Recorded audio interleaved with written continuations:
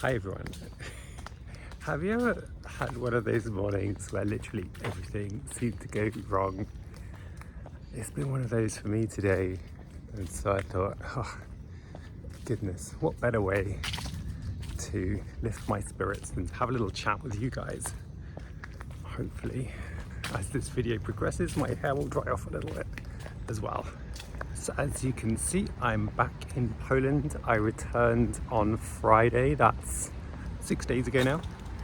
And I'm kind of happy to be back. For one thing, the grass is green here, not the horrid brown, dried, crispy variety that we have in London right now. I don't know if they've actually had any rain since I came back. But goodness gracious, the drought was killing the flowers and plants. It's horrible. But so it goes. Started back at my normal job. And I thought, let's talk a little bit about work and how that's been. So I think I've talked a little bit about my, former job now. The one that I had in London, the summer school job. And that was a good place for me, and I thought it might be nice to sort of identify some of the ways that it was and some of the ways in which my current work could do better. And maybe if you're an employer and you're looking to recruit a trans person, this might provide you a few helpful suggestions.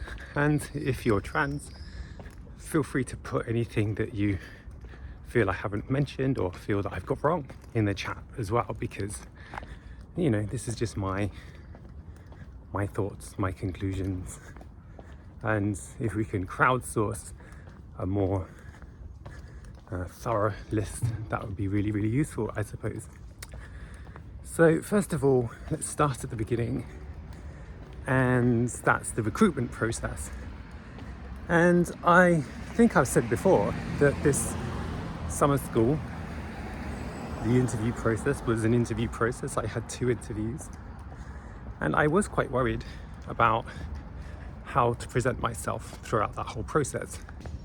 Now, I did keep my pronouns in my CV. I haven't talked about this before, I don't think, but I think putting your pronoun in your email signature is just more generally inclusive, whether you're trans, non-binary, cis, or whatever. The amount of times I've seen, especially working in international environments, people get others' pronouns wrong because maybe the name is ambiguous in terms of its gender. It just clears all that up really easily. So anyway, that's just an aside. I left in my pronouns because, on the one hand, I just wanted to make it clear what my pronouns were, and also I figured if there was a school or an organisation where that was a problem, well then they wouldn't respond to me, and that's fine. It's kind of the trash taking itself out in that case. And also on LinkedIn, because I assumed an employer would probably check me there as well, although I'm not sure if I put my LinkedIn details on my CV itself. I'm quite open and honest about who I am. So while I didn't have anything kind of explicitly about me being trans on my CV or anywhere in my application form, to be honest, nor did I hide it either, because I felt that a recruiter, in the context I was working, it's probably important that I disclose that for reasons I'll go into in a moment. But also, as I said, if there is an organisation which has an issue with it, I'd rather them just opt out early on and not make me go through the whole process of interviewing and maybe even being recruited, and then it turns out they're an institutionally transphobic organisation. But for this summer school, I assume they found my LinkedIn, because I think at one point I even added, or whatever it is, followed a couple of the people from the organisation on LinkedIn, so they presumably tracked me down. And after the 2 initial interviews, they actually called me back and we had a 15-minute chat to make sure that they were able to support me, and I guess I don't want to use the word manage, but we could work together in a way that was comfortable and appropriate for all parties. So why do I say that it was probably a good idea or necessary for me to disclose that I'm trans? Well, this summer school was residential, which meant that we all lived together, staff and students, on the campus, and I knew that there would possibly be night duty, which meant having to oversee nighttime, maybe mornings, with the students. And I discovered that also I would be sharing kind of living space with the students as well. So I wanted to make sure that this wouldn't be an issue, and that if there were any kind of complaints or things popping up, I would be appropriately supported. Now, this 15-minute chat that I mentioned, I got a chance to ask those questions and clear those things up, and I was very satisfied with the answers that they gave me. It turns out that yes, I would be staying on a female floor, which meant I would be staying on a residential space where it was designated for girls and women, which was good. The bathroom situation was such that it was ensuite, which was great on so many levels, but it meant that if there were any sort of, I guess, legal questions, you know, I'm not sharing any sort of single gendered spaces like the actual living accommodation. Although we had arbitrarily designated it male female, it wasn't completely shut off, let's say. And also, if nothing else, that 15-minute chat that we had to explicitly talk about their support for me as a trans woman, it helped clear up a lot of the fears that I had, and I'm sure cleared up a lot of the concerns that they might have had as well going forwards into my employment. It also meant that they sort of flagged that if I was having any issues, I could approach them, and they would try their best to support me. I mean, when it comes to the actual work itself, it was quite clear that it was a very inclusive kind of space. We had people from all kinds of demographics. There were a couple of gay men that worked for them, and 99% of the time I was correctly gendered. The times where I weren't was when my manager referred to me as sir, which I made quite clear I did not appreciate.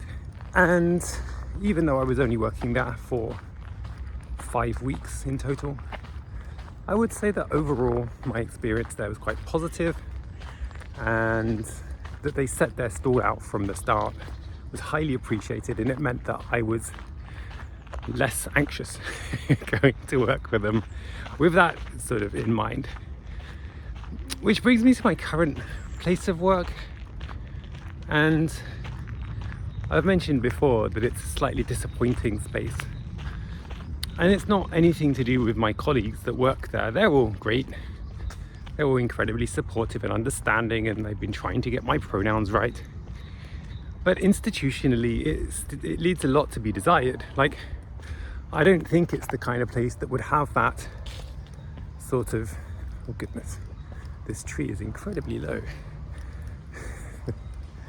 It's not going to have that same kind of upfront discussion to check in with their employees to make sure that they're safe and they feel comfortable. It just isn't.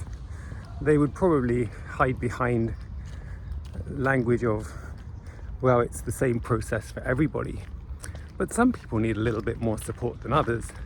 And I think in terms of my current organization, that blanket one-size-fits-all approach is certainly less helpful for people that might need that additional support. And I'm not just thinking about trans people here, I'm thinking about anybody. Like, I can't imagine being neurodivergent and having to deal with our recruitment process, for instance.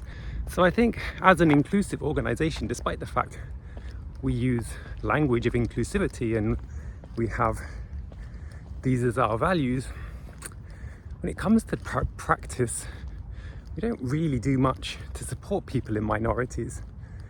And to be honest, this was something that I'd noticed years before I even transitioned, and now when I am transitioning, it just throws it into stark contrast. I mean, also, I've talked, I think, before about the fact it took so long for my name to be changed on the system. That was crazy. In the summer school job, okay, yes, I was starting from zero, but they made it abundantly clear that at no point would my dead name ever be used in or circulated in public, and that was kind of relevant because there was a bit of paperwork where I needed to refer to my dead name, former name. I don't necessarily like the word dead name, to be honest. And so my current organisation seems a lot less fussed about that sort of thing, which is very disappointing, really. And also, Pride Month has just passed, and to no surprise at all, the organisation I work for full-time, not the summer school, did nothing at all to officially mark this. I'm the local EDI lead, and I tried my best to do something here in Poland, but organisationally there was nothing, no official communication, no messaging of like Happy Pride to our LGBTQ plus staff. There is no LGBTQ network to speak of at all, which would be quite helpful for anyone, maybe if you're starting out or if you're unsure or if you need any kind of additional resources. Nothing at all. When I went to Pride in London, I did have like one eye open to see if we would have an official presence there, and yes, the march was incredibly long, so it's possible that I just didn't see it, but as far as I know, we didn't. And it's not as if these were all major organisations like Tesco and Transport for London were there. There were lots of educational groups and smaller teams and organisations that were part of the official march. And I know that there is a sort of debate about pinkwashing and the kind of commercialisation of Pride, but speaking as somebody who is in the LGBTQ plus umbrella, under that umbrella even, it would feel like a nice little celebration of people who are increasingly coming under scrutiny and attack in the media. And even if from an organizational business perspective it's a little bit of a cynical cash grab, I personally would feel a little bit more valued within the organization that I work. And I think, you know, as Tesco used to say, every little helps. And it's a shame that this wasn't ever... What is this? How bizarre. This doesn't seem to be on our radar at all at my organisation. So to sum up, I guess, because this was a little bit rambly, what do I think is a good thing, and what should organisations watch out for if they're interested in recruiting, I guess not just LGBTQ people, but like people in minorities? Well, first of all, make sure that your recruitment process is accessible and gives everybody an opportunity to clear up the sorts of questions and concerns that they might have in an open and honest way. I think that honesty is quite important, and although I know that a lot of trans people would rather be stealth in their lives, that's perfectly fine. And I think if you're in a position to do that, that's grand, but I'm not for so many reasons. I know I don't pass perfectly all the time, although I am passing much better these days. But also in terms of the job that I'm doing, it's quite important that I think I disclosed, and that because I did know, especially in the UK, there were questions about the sorts of spaces that I might have access to. So I needed to know, and they needed to know. So I think that was important. And once somebody is on board and join the organisation, little details matter. I know in some companies you're not going to be big enough to have any sort of organisation or network within the company of any sort of meaning to make any sort of meaningful purpose of it. But my organisation is over 9,000 people. there's going to be a significant number of queer folk there, and don't even have that as an option, whether you want it or not, whether you need it or not, just feels incredibly like a missed opportunity. And again, I'm not just talking about for trans or queer people, I'm talking about for any minority, because I mean, let's be honest, the organization, any organization, is going to be foregrounding certain people and certain abilities over others. And I think minority groups, networks, are really important because it means that you've got perhaps a little bit of group advocacy, that you've got some shared knowledge, so you can all kind of group together and figure things out as a collective, rather than leave individuals to cater for themselves. If you're not within those kinds of groups, you can go there as a sort of a potential source of knowledge if you need it. So I think if you've got an organization that's of significant numbers in a wide variety of locations, it's something that you really should have if you don't have it already. But you know, it's easy for me to gripe from the sidelines. I suppose it's another thing to actually set it up and organize it, and I understand that's quite hard, but just because something is hard doesn't mean to say we shouldn't do it or shouldn't try. Anyway, I could go on longer, but I don't want to ramble on for too long. And I'm sure that some of you have got some really, really important and useful things that you'd like to add and share as well. So please do pop those into the chat below. And if you are an employer who, for some reason, has decided to use this video as a resource, welcome, thank you. Let me know if there's anything specific that you need to know. You can pop those questions in the chat, and myself, or maybe some of my community can help you. Anyway, I hope that you found this video useful and informative. I hope that you've enjoyed the random images of London that I've interspersed within this video, and I look forward to seeing you all very, very soon. Take care. All the best. Goodbye.